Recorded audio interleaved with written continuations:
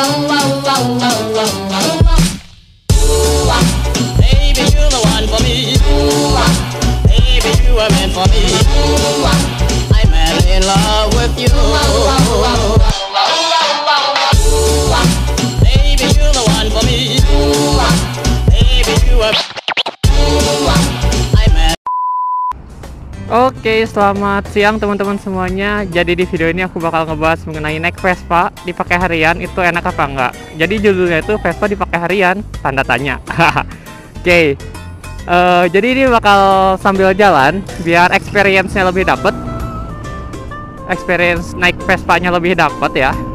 Oke, sebelum lanjut ke pembahasannya aku pengen isi bensin dulu. Soalnya bensin dikit lagi dan tadi sempat kedip sih. Oke, kita isi bensin dulu ya teman-teman.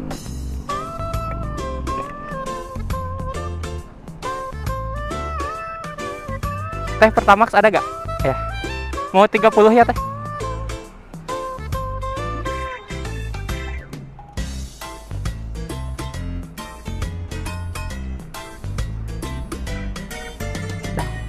Ya, makasih teh.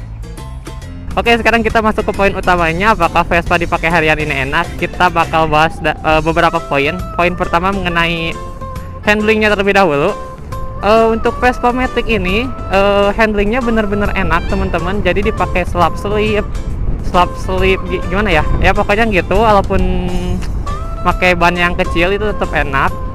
Tapi dengan catatan, ketika teman-teman terbiasa dengan ring 17 dan ring 14, ketika teman-teman baru pindah ke sini ke Vespa, kalau Vespa itu kan Vespa Sprint dan Primavera ring 12, sedangkan di Vespa S ini ring 11 dan ring 10. Nah, aku waktu pertama kali nyobain sprint sebelum punya Vespa itu nggak terlalu beda jauh ring 12 dengan ring 14. Nah, ketika aku pakai motor ini Vespa S dengan ring 11 dan belakang ring 10, itu sedikit berbeda teman-teman handlingnya. Waktu pertama kali itu aku kayak ngerasa kagok. Ya, kagoknya kenapa? Feeling motor tuh kayak oleng, tapi sebenarnya nggak oleng, itu cuma perasaan aku aja. Nah, terus setelah beradaptasi sekitar seminggu, 2 minggu, kemudian aku ngerasa klop nih sama motor, udah nyaman. Oh, ternyata handlingnya tuh enak kayak gini, feeling handlingnya tuh. Nah, akhirnya ya pokoknya setelah adaptasi seminggu 2 minggu, kemudian di beberapa bulan kemudian aku coba pakai jarak jauh ini ke Bandung, dari Sukabumi ke Bandung. Ternyata nyaman-nyaman aja nih motor. Bahkan aku nggak ngerasa apa ya, pegel, karena posisi duduknya tuh bener-bener nyaman gitu. Jadi handling bawah motor pun enjoy. Kayak gitu. Oke, kita lanjut ke poin kedua. Kita bakal bahas mengenai apa ya, performa kali ya, enak. Oke lah, kita bakal bahas performa. Oke, Vespa S125 ini, atau ya aku pernah nyobain Vespa Sprint juga.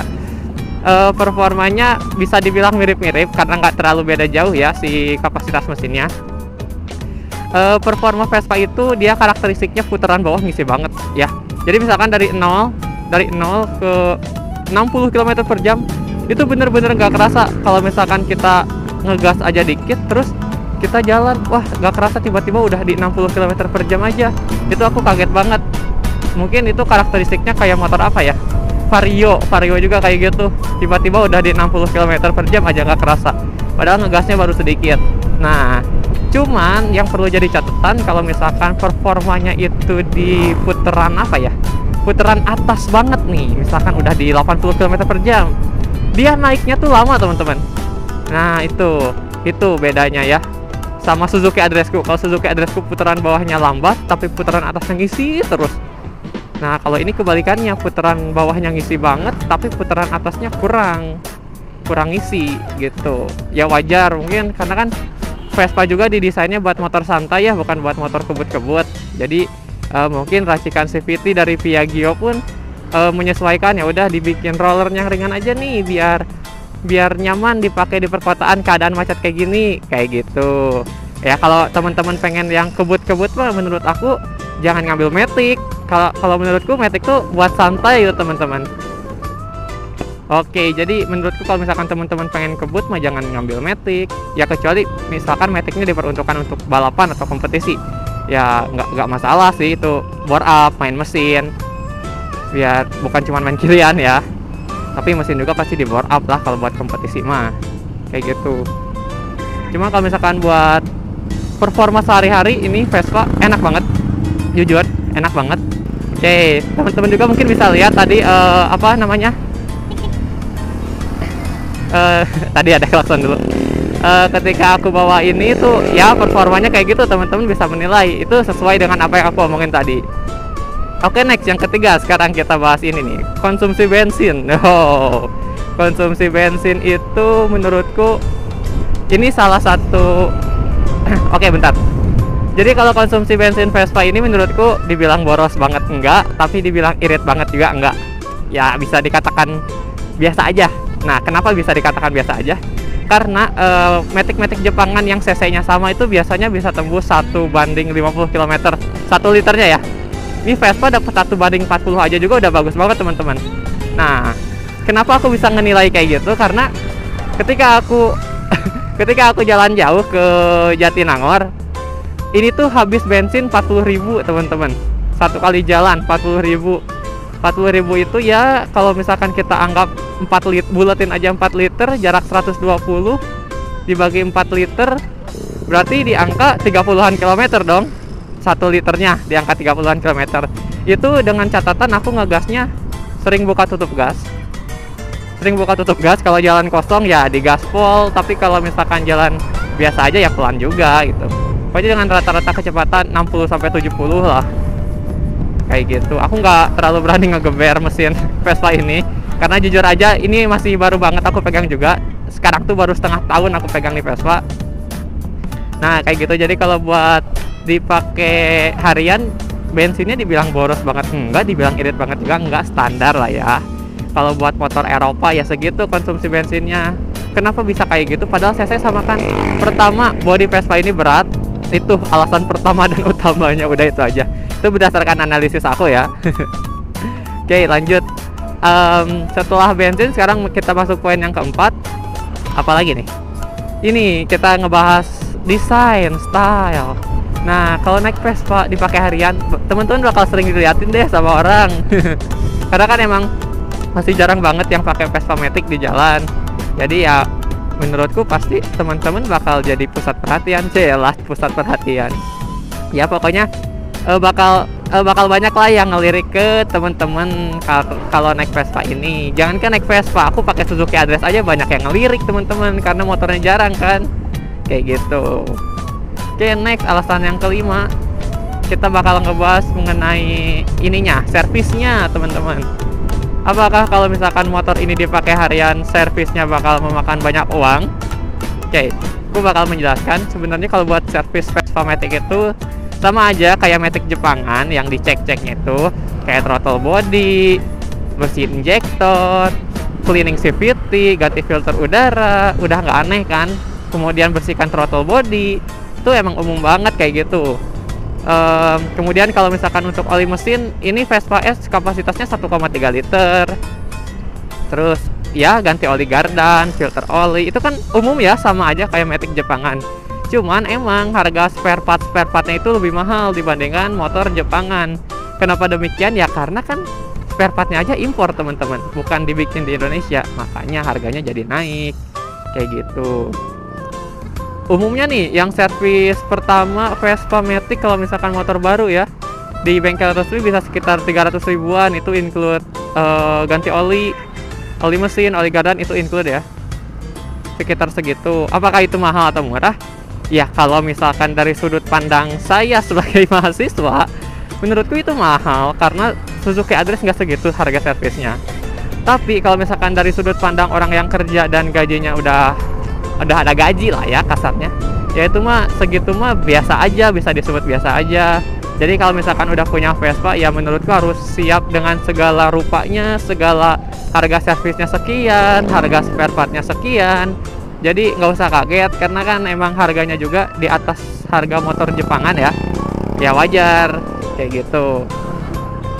Jadi kalau kata orang Italia itu Vespa tuh bukan sebuah skuter aja, tapi Vespa juga sebuah lifestyle. Itu kerennya kata orang Italia. Tapi kalau menurutku ya sama aja lah semua motor. Yang penting fungsionalnya. Ya.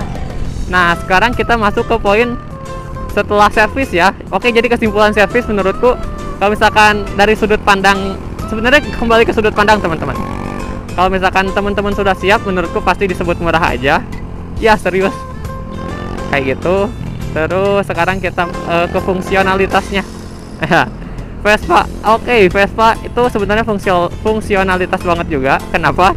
Karena bisa bawa barang banyak teman-teman, termasuk di bagasi. Bagasinya luas. Nanti aku bakal tampilin videonya lah, video bagasinya. Dan ini decknya juga ada ini gantungan, sama kayak Matic Jepangan. Jadi ketika aku ke Bandung dan nginep, aku cuman gendong satu. Aku bahkan gak ngegendong tas aku simpen bawah. Terus peralatan-peralatan lainnya aku simpen bagasi teman-teman. Jadi sefungsionalitas itu. Jadi aku enjoy aja bawa motor kayak gini. Ya, nggak capek-capek ngegendong, nggak capek-capek ribet, kayak gitu. Jadi fungsionalitasnya dapat kok. Oke, aku bakal coba sedikit nyimpulin dari apa aja yang udah aku sampaikan tadi. Kalau kita ngomongin Vespa Matic, kita harus udah siap lah, karena istilahnya apa ya, udah sedikit berbeda dari Matic Jepangan, karena ini kan Matic Eropa ya. Nah, jadi kita harus siap dengan semua konsekuensinya, dari mulai spare partnya nggak mudah didapatkan, harga servisnya ya bisa dibilang kita sebut sedang aja ya, bisa disebut sedang. Jadi intinya kalau misalkan kita udah mau beli Vespa, kita harus siap-siap aja dengan semua konsekuensinya.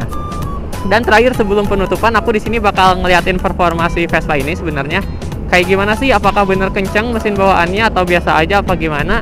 Cuma nggak bakal di sini teman-teman, aku bakal nge-cut dulu dan nanti bakal langsung ke tempat tesnya ya. Oke, mungkin nanti lanjut ke tempat berikutnya. Let's go. Oke, kita langsung tes ya teman-teman.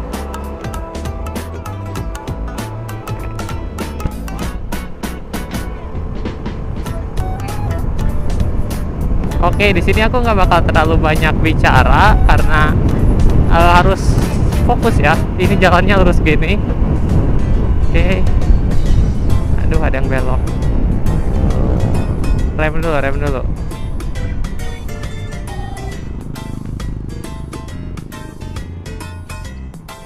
Oke.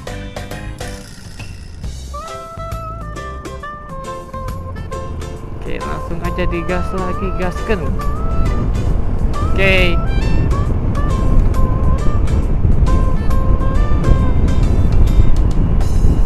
Ini tanjakan juga tetap ngisi loh, serius. Tanjakan juga tetap ngisi tenaganya. Nah, kurang lebih begitu ya teman-teman untuk performanya. Di sini kita bakal putar. Aku nggak terlalu berani ngegeber mesinnya teman-teman. Mungkin next time setelah udah aku ganti oli, aku bakal coba tes lagi. Ini olinya udah agak lama belum aku ganti. Oh iya, sebelum penutupan ngomongin performa, gak afdol dong kalau misalkan performa kencang tapi rem biasa aja. Nah, pengereman Vespa ini menurutku dia cukup pakem, serius cukup pakem.